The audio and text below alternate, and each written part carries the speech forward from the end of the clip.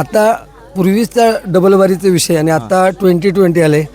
पूर्वी डबलबारी म्हणजे एक बुवा बसल्यानंतर परत दुसरा बुवा बसायचा, अशी 4 वेळा व्हायचे कार्यक्रम.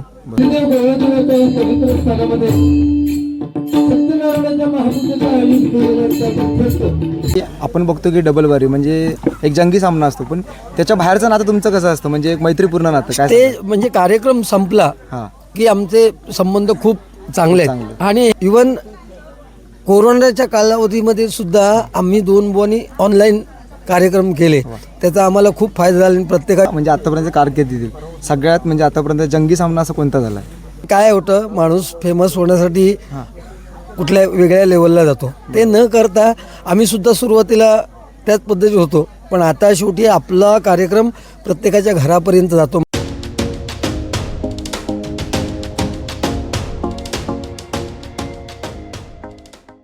यांच्या वतीने मोठ्या उत्साहामध्ये श्रीदेव सत्यनारायणाची महापूजा आयोजित करून भगवंताचं नामस्मरण, प्रबोधन आणि मनोरंजन करण्यासाठी आमने सामने डबलबारी भजनांचा जंगी सामना आयोजित करून आम्हा 2 बुवाला मी स्वतः संदीप डोके, गाव माझं लेंगडाळ, तालुका देवगड, जिल्हा सिंधुदुर्ग, आणि आमच्या जोडीला सिंधुदुर्गातील नामवंत भजनी बुवा आमचे परममित्र सन्माननीय गुंडू सावंत बुवा, गाव त्यांचं वर्धे, तालुका कुडाळ, जिल्हा सिंधुदुर्ग. आम्हा 2 बुवांना कार्यक्रम करण्याची सुवर्ण संधी या हातनगर वाडीतील सर्व ग्रामस्थ आणि माता भगिनींनी आम्हाला उपलब्ध करून दिली. त्याबद्दल प्रथमतः या हातनगर वाडीचे मनापासून आभार मानतोय. त्यांच्या भावी वाटचाली शुभेच्छा व्यक्त करतोय. डबलबारी म्हटल्यावर नामवंत भजनी बुवा, संवादवादक, नाट्यकर्मी, श्रेष्ठ मान्यवर उपस्थित आहेत. या गावच्या प्रथम नागरिक या ठिकाणी उपस्थित आहेत. त्यांचे सुद्धा आम्ही आशीर्वाद घेतोय. माझं ग्रामदैवत आई भावई देवीच्या चरणाशी नतमस्तक होऊन, बुवांची ग्रामदेवता आई सातेरी देवीला नमस्कार करून, जमलेल्या माझ्या सर्व भजनी श्रोत्यांच्या ग्रामदेवतेला नमस्कार करून, तुम्हा सर्वांच्या आई वडिलांचे आशीर्वाद घेऊन, महाराष्ट्राचं आराध्य दैवत छत्रपती शिवाजी महाराजांना मानाचा मुद्रा करून, संपूर्ण जगाचे आराध्य दैवत बलरायाच्या चरणी नतमस्तक होऊन, तुम्हा सर्वांच्या साक्षीने या आपल्या सामन्याच्या पहिल्या पर्वाला सुरुवात करतोय. धन्यवाद, धन्यवाद, धन्यवाद. जय हिंद, जय महाराष्ट्र. नमस्कार मित्रांनो, आता आपण आहोत आपल्या गावी म्हणजे माईन गावामध्ये. मित्रांनो, मी आता आहे आणि आज आपल्या गावी खास डबलबारीचे बुवा जगप्रसिद्ध आहेत मित्रांनो. म्हणजे तळ कोकणात तर प्रसिद्ध आहेतच, त्याचबरोबर अन्य ठिकाणी देखील आहेत आणि आपण आता त्यांच्यासोबत आहोत. थोडक्यात डबलबारीबद्दल आता थोडक्यात सांगा, कारण काय आमच्या पट्ट्यात म्हणजे चिपळूण साईडला वगैरे तेवढं असं माहिती नाही, पण मुळात डबलबारी म्हणजे काय हा विषय जरा थोडक्यात सांगा. नमस्कार, मी गुंडू सावंत बुवा. गेली 25 ते 28 वर्ष मी डबलबारी क्षेत्रात आहे. आता पूर्वीचा डबलबारीचा विषय आणि आता 2020 आले. पूर्वी डबलबारी म्हणजे एक बुवा बसल्यानंतर परत दुसरा बुवा बसायचा, अशी 4 वेळा व्हायचे कार्यक्रम म्हणजे एकाच दिवशी. पण आता लोकांकडे तेवढा वेळ नाही, लोक तेवढे थांबत नाही, म्हणून त्याला पर्याय म्हणून हा 2020चा सामना होतो.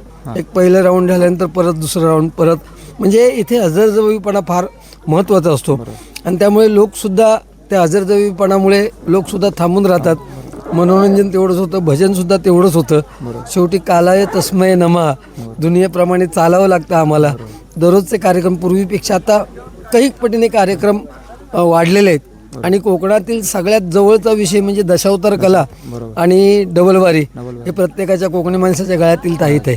धन्यवाद. सगळ्यात एक मेन विषय म्हणजे हा की आपण बघतो की डबलबारी म्हणजे एक जंगी सामना असतो, पण त्याच्या बाहेरचं नातं तुमचं कसं असतं, म्हणजे एक मैत्रीपूर्ण नातं काय? ते म्हणजे कार्यक्रम संपला की आमचे संबंध खूप चांगले आहेत. आणि हे असं ठरून होत नाही. आयत्या वेळेस जे काय विषय होतील वास्तवामध्ये ते वास्तवामधील विषय घेऊन आम्ही चालतो. त्यामुळेच म्हणजे आम्ही जास्तीत जास्त कार्यक्रम करतो ना, असं ठरवून असं कधीच होत नाही. तुम्ही आजचा कार्यक्रम बघितला तर तुमच्या लक्षात आलं असेल, समयसूचकता फार महत्त्वाची आहे. आणि हे करताना लोकसुद्धा थांबणं फार गरजेचं आहे, तरच तुम्हाला त्या पद्धतीत प्रेझेंटेशन करता येतं. शेवटचा आणि एकदम महत्त्वाचा प्रश्न, तुमच्या म्हणजे आतापर्यंत कारकिर्दीतील सगळ्यात म्हणजे आतापर्यंत जंगी सामना असा कोणता झाला?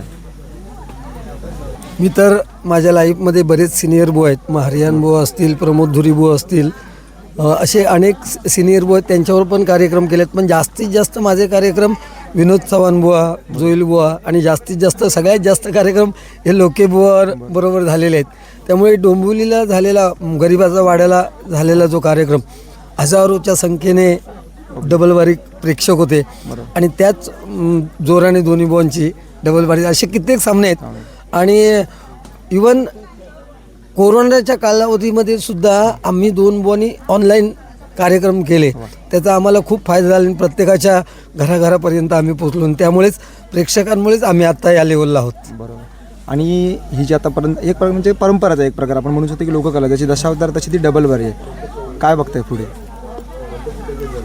पुढे बघतोय म्हणजे आता नवीन जे बुवा आलेत बरोबर ते काय होतं, माणूस फेमस होण्यासाठी कुठल्या वेगळ्या लेवलला जातो. ते न करता आम्ही सुद्धा सुरुवातीला त्याच पद्धती होतो, पण आता शेवटी आपला कार्यक्रम प्रत्येकाच्या घरापर्यंत जातो. मग आपण या समाजाला काहीतरी देणं लागतो, त्या उद्देशाने आपला प्रत्येक शब्द तोलून मोजून टाकावा. आणि त्याचबरोबर परमेश्वराच्या नामस्मरणासाठी जर लोक आपल्याला बोलत असतील तर 100% तो परमेश्वर आहे आणि त्याचं नामस्मरण या कलियुगात फार महत्त्वाचं आहे. धन्यवाद मित्रांनो. जास्त वेळ घेत नाही. आज सरांच्या योगायोगाने भेट झाली आणि आपल्याला बोलता आलेलं आहे. सर्वप्रथम तुम्ही माईन गावामध्ये आलात, तुमचं खूप खूप मनापासून स्वागत. मी मुळात ह्याच गावचा आहे, फक्त राहायला चिपळूणला असतो असा विषय आहे. पण आज तुम्ही आमच्या गावामध्ये आलात. सोबत संदीप सर देखील आलेले, पण कॉन्टॅक्ट होऊ शकला नाही. नेक्स्ट टाइम कधी होईल तेव्हा नक्की आपण त्यांची देखील मुलाखत घेऊ. तुम्ही आलात, खूप छान वाटलं. तुमचं आणि तुमच्या संपूर्ण मंडळाचं पुन्हा एकदा आमच्या मंडळाकडून हार्दिक स्वागत. धन्यवाद. खूप खूप आभारी.